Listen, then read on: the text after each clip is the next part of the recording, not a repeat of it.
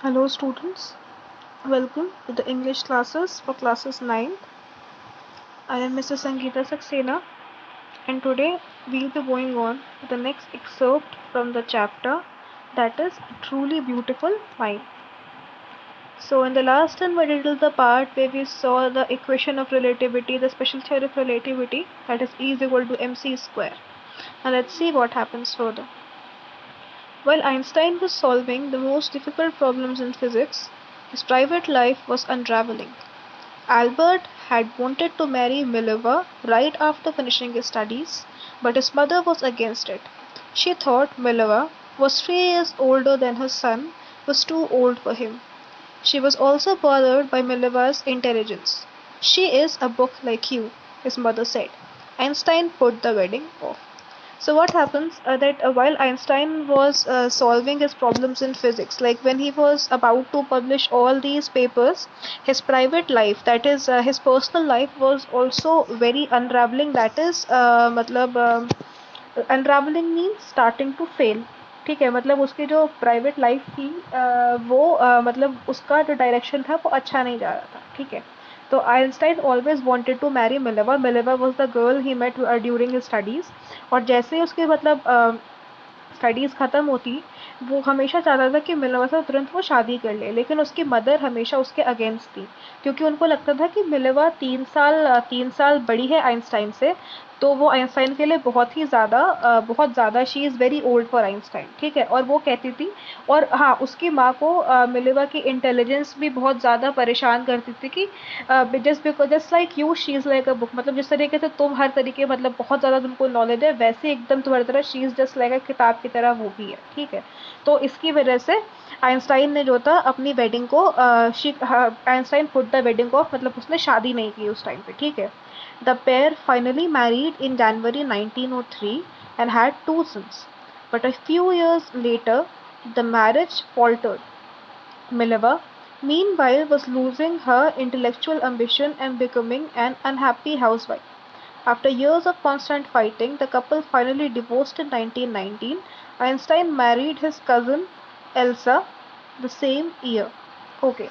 So what happened कि जब भी 1903 में इन लोगों की ना शादी हो गई फाइनली. ठीक है, आइंस्टाइन की शादी होती है 1903 में. ठीक है, और इनके 2 बेटे भी थे.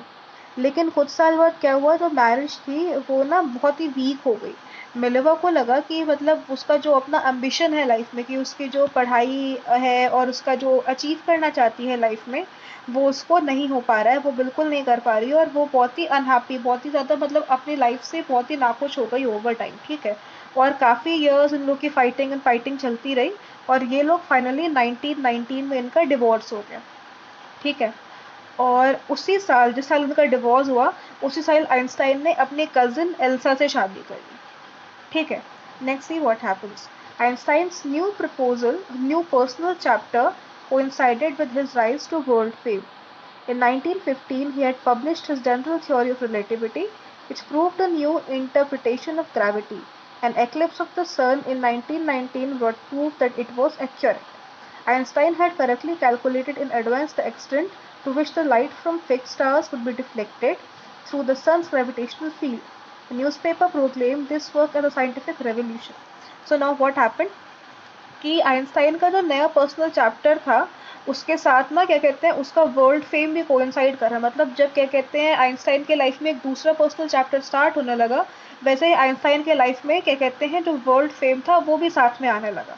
ठीक है, 1915 में क्या हुआ, उसने थ्योरी ऑफ रिलेटिविटी पे एक पेपर निकाला.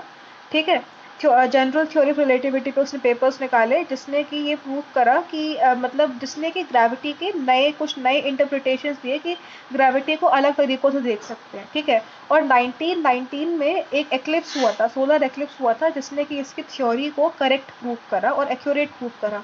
आइंस्टाइन ने बहुत ही करेक्टली जो था वो ये प्रेडिक्ट किया था कि जो लाइट है ना कुछ फिक्स स्टार से कितनी डिफ्लेक्ट होगी सन की ग्रेविटेशनल फील्ड के मतलब की वजह से. ठीक है, मतलब कि जो सन की ग्रेविटेशनल फील्ड है वो लाइट, मतलब मान लो किसी स्टार से लाइट आ रही है. ठीक है, तो सन की तरफ से जो ग्रेविटेशनल फील्ड है वो उसको कितना ज़्यादा मतलब कितना डिफ्लेक्ट करेगी, कितना मतलब उसको चेंज करेगी, वो सब बहुत ही करेक्टली उन्होंने आइंस्टाइन ने अपने पेपर्स में बताया था. ठीक है, तो मतलब ये उसका एक वर्ल्ड फेम का कारण बना था। न्यूज़पेपर्स ने तो ये भी प्रोक्लेम करा कि this is a scientific revolution, मतलब ये साइंस के डायरेक्शन में एक बहुत बड़ा चेंज है, बहुत बड़ी डिस्कवरी है, ठीक है। Einstein received the Nobel prize for physics in 1921। He was showered with honors and invitations from all over the world and lauded by the press. तो इसको अपने इस काम के लिए आइंस्टाइन को 1921 में नोबेल प्राइज मिला था, और इसको बहुत सारे ऑनर्स और बहुत इनविटेशंस पूरे वर्ल्ड में मिले थे, और प्रेस में भी इसको बहुत ज़्यादा एकदम से इसको मतलब इसको बहुत ज़्यादा फेम मिला था अपने इस काम के लिए। Okay, so today we have done 4 excerpts from this chapter. Alright, in the next turn, I hope to finish this chapter because only 4 paragraphs are left, 4 excerpts are left. So the next turn, that will be the last turn of this chapter, and after that we'll be taking up past tenses. So that's for today. Have a nice day.